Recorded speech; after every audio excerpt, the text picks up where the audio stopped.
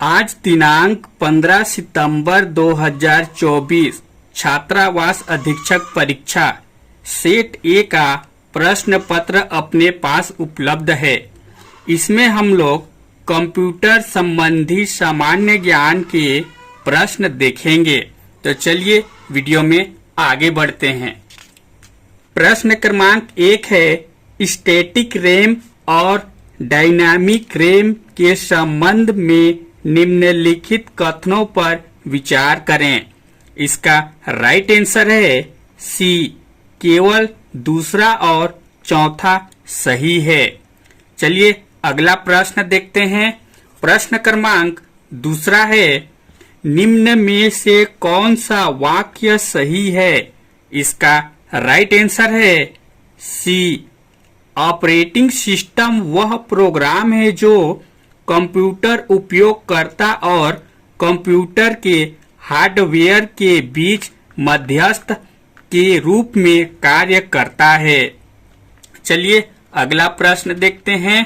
प्रश्न क्रमांक आपका 3 है, गूगल खाता बनाने के लिए निम्नलिखित चरणों को सही क्रम में व्यवस्थित करें। इसका राइट आंसर है डी। चलिए अगला प्रश्न देखते हैं। प्रश्न क्रमांक 4 है, अल्टा विस्टा का उपयोग करने का मुख्य उद्देश्य क्या है? इसका राइट आंसर है बी, इंटरनेट पर खोज। चलिए अगला प्रश्न देखते हैं। प्रश्न क्रमांक 5 है, वर्ड डॉक्यूमेंट को पासवर्ड से प्रोटेक्ट करने के निम्न स्टेप को सही क्रम में व्यवस्थित कर कीजिए।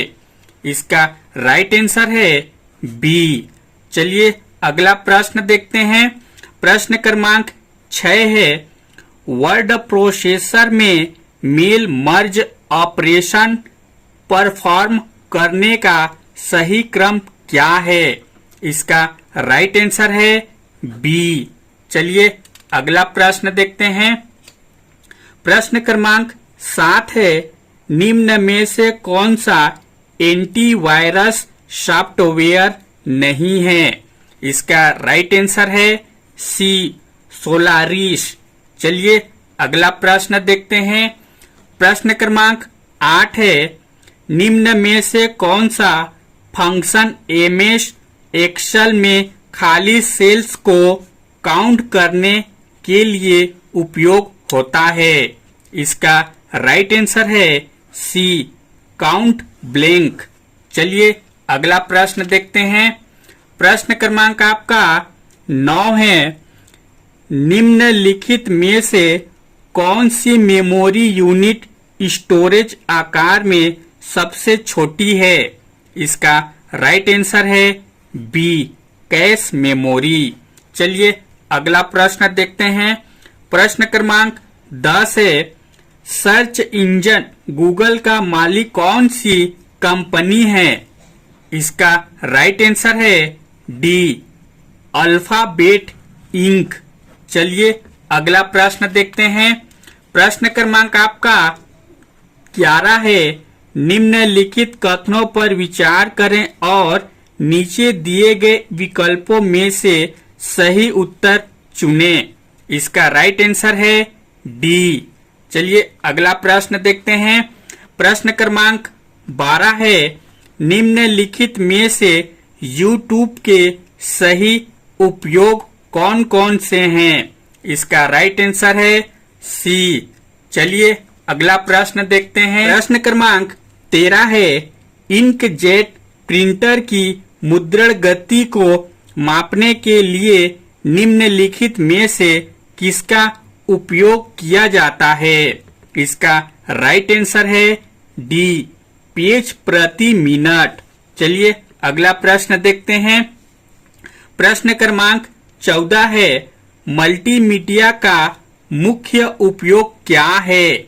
इसका राइट आंसर है ए, प्रस्तुतियां बनाना। चलिए अगला प्रश्न देखते हैं। प्रश्न क्रमांक है आपका 15, दी गई मेमोरी इकाइयों को उनके एक्सेस समय के बढ़ते क्रम में व्यवस्थित करें। इसका राइट आंसर है डी। चलिए अगला प्रश्न देखते हैं। प्रश्न क्रमांक 16 है, एक निबल में कितनी बीट्स होती हैं? इसका राइट आंसर है बी, 4 बीट्स होती हैं। चलिए अगला प्रश्न देखते हैं। प्रश्न क्रमांक 17 है, निम्नलिखित में से सीडी या डीवीडी का सामान्य उपयोग कौन सा है? इसका राइट आंसर है ए, ऑडियो विजुअल संग्रहण। चलिए अगला प्रश्न देखते हैं। प्रश्न क्रमांक 18 है, YouTube पर जानकारी खोजने के लिए निम्नलिखित चरणों को सही क्रम में व्यवस्थित करें। इसका राइट आंसर है बी। चलिए अगला प्रश्न देखते हैं। प्रश्न क्रमांक 19 है, निम्न में से कौन सा सर्च इंजन का उदाहरण है? इसका राइट आंसर है सी। चलिए अगला प्रश्न देखते हैं। प्रश्न क्रमांक 20 है, निम्नलिखित मेमोरी माप इकाइयों को उनके आकार के अवरोही क्रम में व्यवस्थित करें। इसका राइट आंसर है ए। चलिए अगला प्रश्न देखते हैं। प्रश्न क्रमांक आपका 21 है, निम्नलिखित में से कौन सा समूह केवल इनपुट डिवाइस है? इसका राइट आंसर है सी। चलिए अगला प्रश्न देखते हैं। प्रश्न क्रमांक 22 है, निम्नलिखित का मिलान करें। इसका राइट आंसर है ए। चलिए अगला प्रश्न देखते हैं। प्रश्न क्रमांक है आपका 23, निम्नलिखित में से कौन सा घटक जोड़ और घटाव संचालन करने के लिए जिम्मेदार है? इसका राइट आंसर है ए। चलिए अगला प्रश्न देखते हैं। प्रश्न क्रमांक 24 है, निम्नलिखित में से कौन सा कथन सही है? इसका राइट आंसर है सी। चलिए अगला प्रश्न देखते हैं। प्रश्न क्रमांक 25 है, निर्देश नीचे दिए गए कथन और कारण के लिए सही विकल्प चुने। इसका राइट आंसर है डी। चलिए अगला प्रश्न देखते हैं। प्रश्न क्रमांक है आपका 26, नीचे दिए गए प्रश्न में 2 कथन दिए गए हैं। एक को क्रमशः अभिकथन और दूसरे को कारण कहा गया है। इसका राइट आंसर है सी।